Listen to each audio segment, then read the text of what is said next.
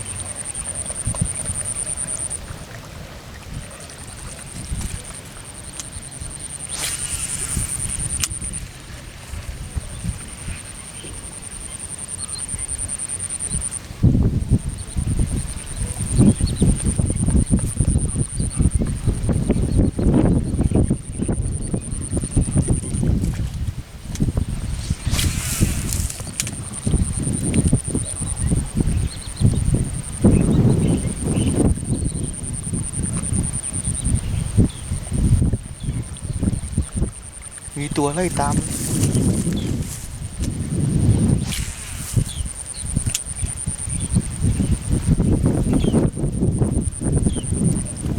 โอ้แต่ลมแรงเกิน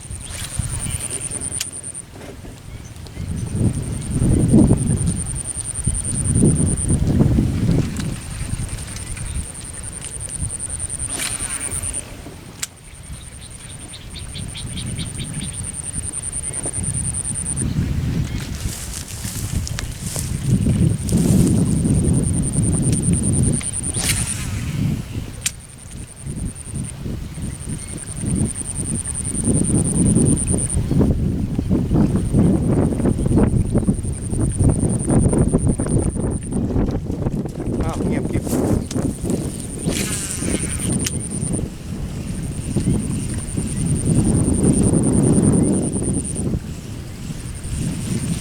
เงียบเลยครับท่านผู้ชมเงียบเลยครับท่านผู้ชม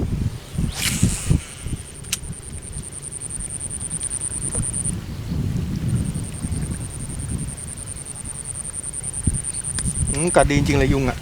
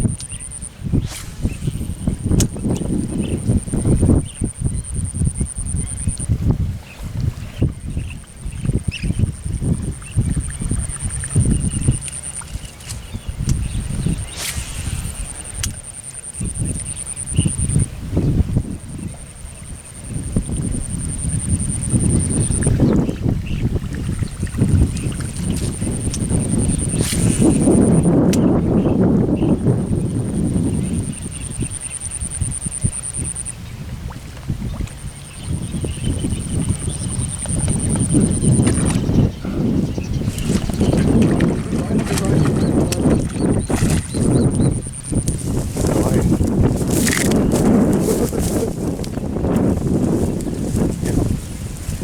งตื้อครับ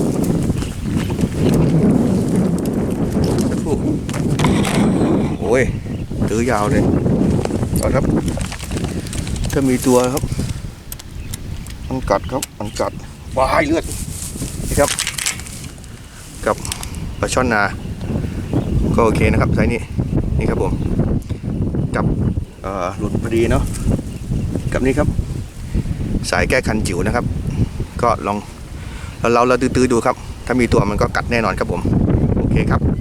ฝากผลงานไว้ด้วยครับผมต้องตื้อนะครับสุดยอดครับ